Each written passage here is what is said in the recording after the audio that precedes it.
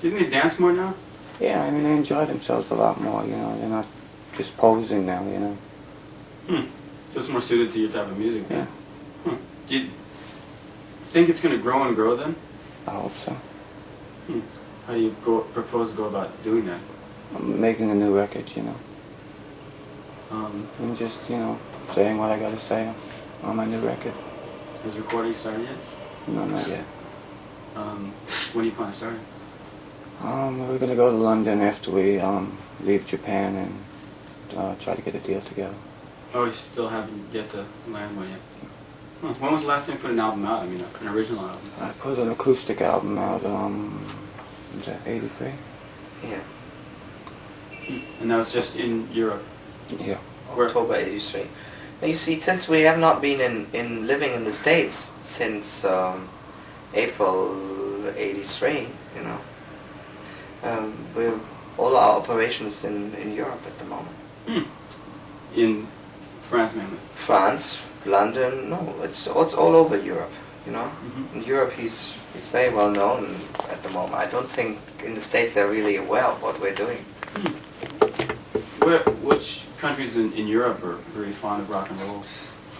England, Sweden, France, Holland, Germany, Switzerland, Spain, Italy, Norway, Finland. We have been all over the place and very successfully. Where are you from, just out of curiosity? From Berlin. I forgot to introduce myself. My name is Steve Harris. You've probably been told by the record company people, but this will be for the national radio station here. Yeah. My name is Christopher Giercke. I'm Johnny's manager for the last 4 years almost now. Getting back to the career there, after the Heartbreakers, you formed Gang War? Or was that in between Heartbreaker? Yeah, that was like in 80, 81 maybe, 80. That was when I was living in Ann Arbor. And that was with Wayne Kramer. Wayne Kramer of the MC5, Yeah. the late great MC5. Were you a big fan of them? Yeah, great big fan. Is that right? They, just... They're one of my favorite rock and roll bands. What was it like working with... It was just when he got out of jail, I started working with him, and it started off, it was great, but then we're from different generations, so it really didn't... Musically it worked fabulous, but personally it didn't really work too good. What was he in jail for? Cocaine. And just the difference in ages just caused what, friction? Yeah, something like that, yeah. And how long did you do Gang War? I think maybe 8, 9 months. And that was also in New York again? I was in Detroit and in New York. And then what happened after that, after he split? After that, I met Christopher, and we started working together. Was that after you had decided to immigrate then to Europe? We didn't immigrate really to Europe. That seems to be the thing. It started off with a European tour in the beginning of '82. Johnny went to Sweden and to England, and he just had the experience that the reaction of everybody around him was just so much more alive and so much better and not so wasted as it is in New York. So that we decided, oh, why don't we try stay a little longer? And then we were approached by different people who wanted to make films. And this kind of activities you can't just do one weekend, you know, that's like seriously planning a couple of months or even half a year ahead of time. And that's how it started. He started to make a film, and then he started to make another record. Then we started to get all the old things together, the LAMF record, so he could remix all that needed his attention, which he hadn't given to it all over the years. So that was a time, 82, 83, 84, it was a time to recollect all those loose ends from the past, put it together in the way that he wanted it, and then start out again. What sort of people had you been managing up until that time? I'm a film producer. Was that right? I have really nothing to do with music apart from, we became friends, and I just saw that there were so many weird people managing in rock business and nothing was happening for anybody. I mean, all those people like Richard Heller, so they're all living, they don't do tours, they don't perform, they don't have any money.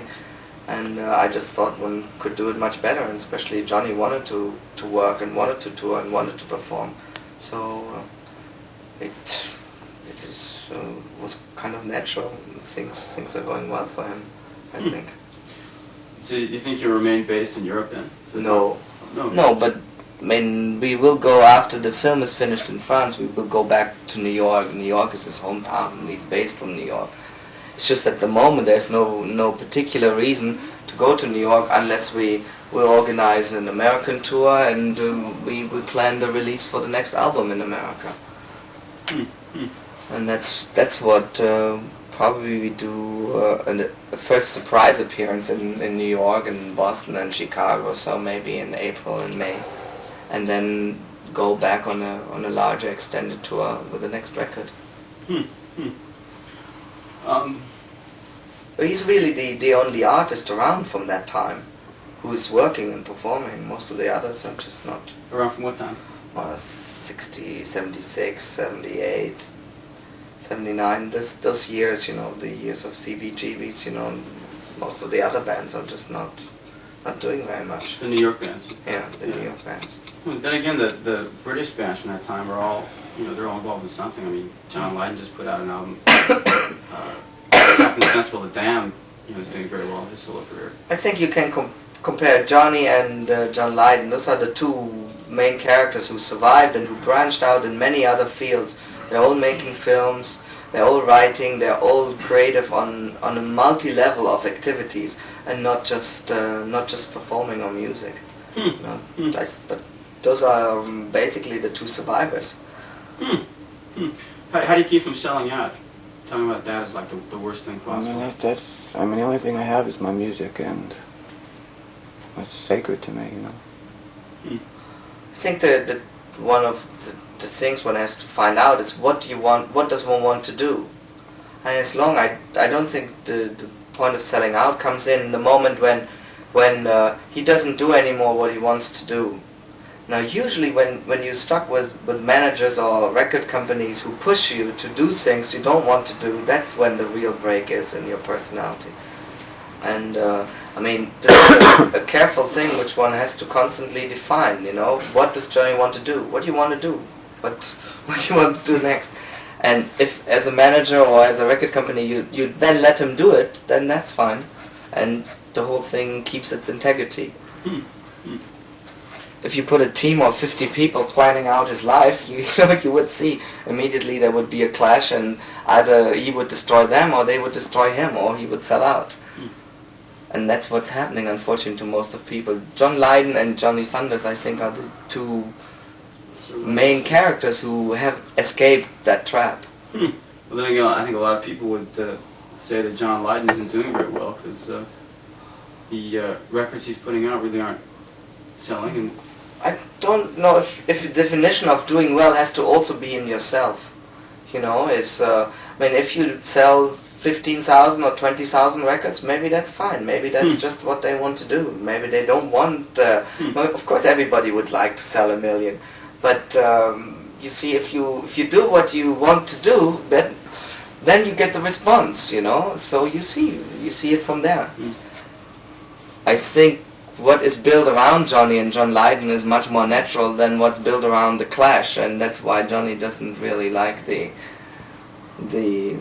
hot air. Do you feel much of a disconnection with John Lydon? I don't feel no connection at all. I guess maybe in the perspective of things, it might seem a little that way, but you probably don't feel it yourself. How about you spent all this time in Japan? What were you doing in between gigs? I mean, there really wasn't that much time in between gigs. Is that right? It's pretty rough Every schedule. day a gig, or several days 2 gigs, on one night 3 gigs. So I had 1 day off yesterday. it's the first day off yesterday since we arrived. Is that right? Yeah. Are you used to this kind of daily thing, or is it? Not this rough, but I think that's the difference between living in New York and living in Europe. Living in New York was like making maybe 1 gig a month, or maybe 2 gigs a month. Living in the States, because it's just you make bigger concerts, maybe you even make bigger